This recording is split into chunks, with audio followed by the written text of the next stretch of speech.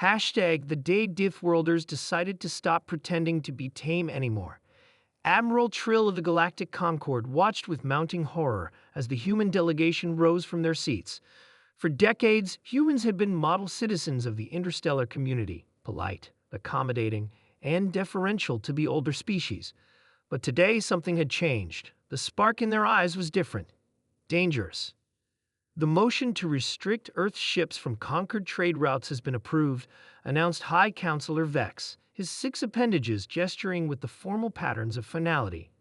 The human's unpredictable biology poses too great a risk. The human ambassador, Tom Miller, didn't flinch. His weathered face remained calm as he addressed the assembly. For 50 years, we've played by your rules.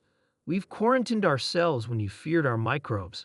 We've weakened our military when you called our weapons barbaric. We've accepted second-class status when you denied us voting rights. His voice was steady, neither raised nor threatening, which somehow made it worse. Today, you've chosen to cut us off from the trade routes we helped build. Very well. Consider this our formal withdrawal from the Galactic Concord. Gasps echoed through the chamber. No species had ever voluntarily left the Concord. You can't survive alone, sneered Representative Kraz of the Polarian Empire. Your world is classified as a death world for a reason. Even your own planet tries to kill you.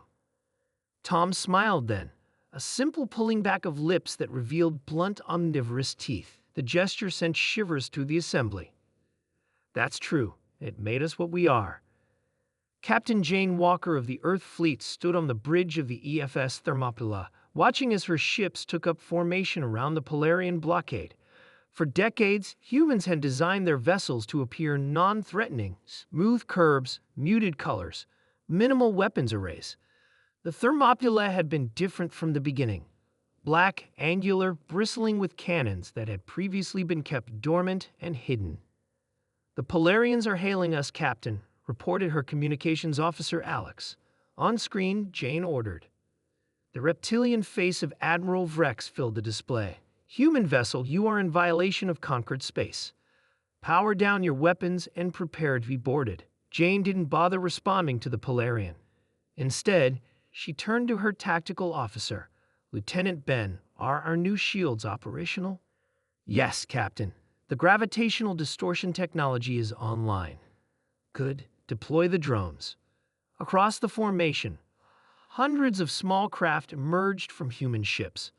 Officially, Earth had claimed these were mining vessels. That hadn't been entirely untrue. They had been designed to mine asteroids. But with minimal modifications, they were now weapons platforms, each carrying enough firepower to disable a cruiser. Admiral Vrex is demanding our surrender, Captain, said Alex. Jane finally addressed the Polarian. Admiral, we've spent 50 years studying your technology while pretending to be technologically inferior. We've spent 50 years building our fleet while claiming they were research vessels. We've spent 50 years analyzing your tactical maneuvers while playing the part of peaceful traders. Today, the pretense ends. In the Galactic Concord emergency session, Ambassador Tom stood calmly as reports flooded in. The human fleet has neutralized the Polarian blockade. Earth colonies in the Orion Arm have declared independence from conquered authority. The mining station at Proxima Centauri has revealed itself to be a military fortress. High Counselor Vex slammed his ceremonial staff against the floor. This is an act of war, that humans were always savages. This proves it. Tom shook his head. No, this is an act of liberation. We've tolerated your prejudice and condescension because we valued peace. We pretended to be less than we are because we wanted to belong. But there's a lesson from our world that you've never understood. On Earth, the most dangerous creatures aren't always the ones with the biggest teeth or claws. They're the ones that can adapt. A new alert sounded, and holographic displays showed Earth ships appearing near every major Concord world, not through conventional travel, but through some form of faster-than-light technology the Concord had deemed theoretically impossible. Impossible, gasped the Xilian scientist. Our physicists proved this couldn't be done. Your physicists were wrong, Tom replied simply. We solved it 30 years ago. We just didn't tell you. On the colony world of New Eden, Governor Linda watched the sky as Earth's new defense grid activated. For years, the colonists had struggled with the planet's harsh conditions: extreme weather, dangerous wildlife, toxic plants. The Concord had called it folly to settle such a world. Planetary shield at full strength, Governor, reported Chief Engineer Mark. Communications? The quantum network is online. We're linked with all human settlements. Linda nodded.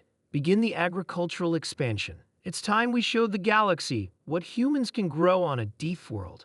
Across New Eden, enormous machines emerged from underground bunkers, terraforming equipment that had been secretly assembled over decades, technology that the Concord had forbidden as too disruptive to natural ecosystems.